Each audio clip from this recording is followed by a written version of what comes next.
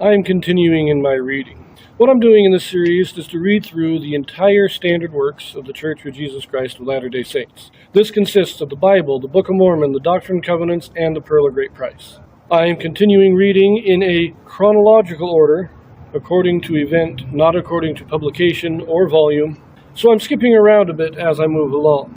I'm continuing in Helaman. We've had the beginning of the first secret combination among the Nephites after the campaign for chief judge divided the people between the three sons of Pahoran.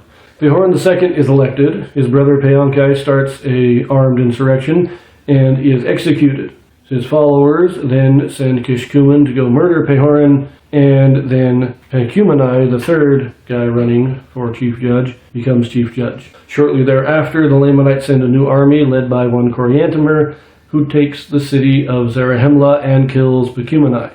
But he gets a bit cocky, and is very shortly thereafter, his army is destroyed by Lehi and Moroniha. That's where we left off. That was the ending of chapter 1. We now move into chapter 2. Before I read this, I do want to say my neighbors are being a bit loud, and so I'll try to keep that out of the video, but you might hear them banging around a bit. In addition, I have no idea why this lighting is all blue. Anyways, chapter 2. Helaman II becomes chief judge. Gadianton leads the band of Kishkumen. Helaman's servant slays Kishkumen, and the Gadianton band flees into the wilderness. And it came to pass in the 42nd year of the reign of the judges, after Moroniha had established again peace between the Nephites and the Lamanites, behold, there was no one to fill the judgment seat. Therefore there began to be a contention again among the people concerning who should fill the judgment seat. And it came to pass that Helaman, who was the son of Helaman, was appointed to fill the judgment seat by the voice of the people. But behold, Kishkumen, who had murdered Pahoran, did lay wait to destroy Helaman also. And he was upheld by his band, who had entered into a covenant that no one should know his wickedness. For there was one, Gadianton, who was exceedingly expert in many words, and also in his craft, to carry on the secret work of murder and of robbery. Therefore he became the leader of the band of Kishkumen. Therefore he did flatter them, and also Kishkumen, that if they would place him in the judgment seat, he would grant unto those who belonged to his band that they should be placed in power and authority among the people. Therefore Kishkumen sought to destroy Helaman. And it came to pass, as he went forth towards the judgment seat to destroy Helaman, behold, one of the servants of Helaman, having been out by night, and having obtained through disguise a knowledge of those plans which had been laid by this band to destroy Helaman. And it came to pass that he met Kishkumen, and he gave unto him a sign. Therefore Kishkumen made known unto him the object of his desire, desiring that he would conduct him to the judgment seat, that he might murder Helaman. And when the servant of Helaman had known all the heart of Kishkumen, and how it was his object to murder, and also that it was the object of all those who belonged to his band to murder, and to rob and to gain power, and this was their secret plan and their combination, the servant of Helaman said unto Kishkumen, Let us go forth unto the judgment seat. Now this did please Kishkumen exceedingly, for he did suppose that he should accomplish his design. But behold, the servant of Helaman, as they were going forth unto the judgment seat, did stab Kishkumen even to the heart, that he fell dead without a groan.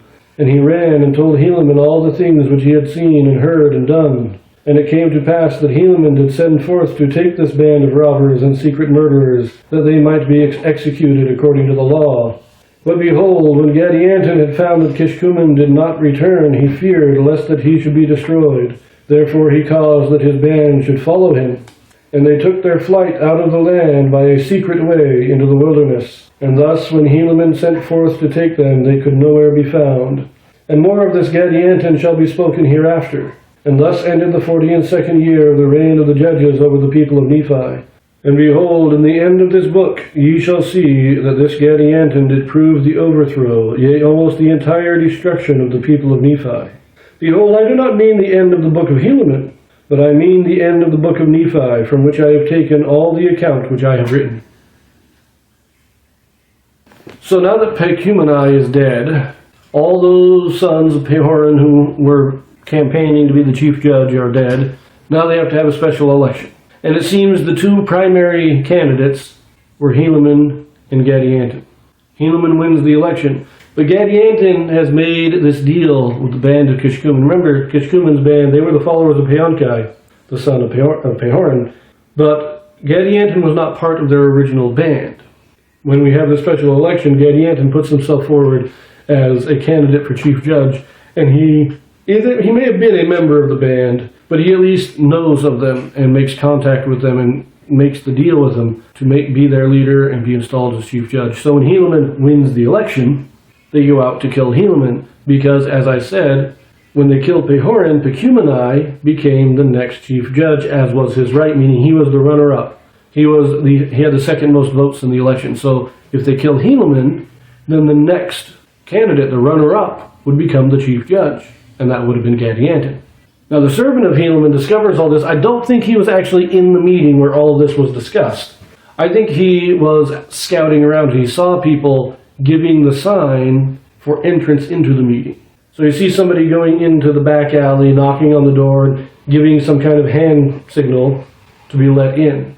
He doesn't want to go in there because he doesn't want to get caught, but he sneaks, he watches and he waits for Kishkumen to show up, and he gives him this hand signal that he saw, and Kishkumen thinks he's part of the band and explains. He says, maybe he just says, I missed the meeting, what's going on? Kishkumen explains it all to him. And Kishkumen thinks that he's going to lead him to the judgment seat where he can kill Helaman easily. But instead, of course, he kills Kishkumen.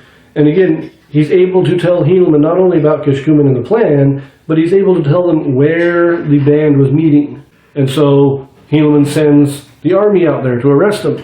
But when Kishkumen doesn't return, Gadianton gets worried.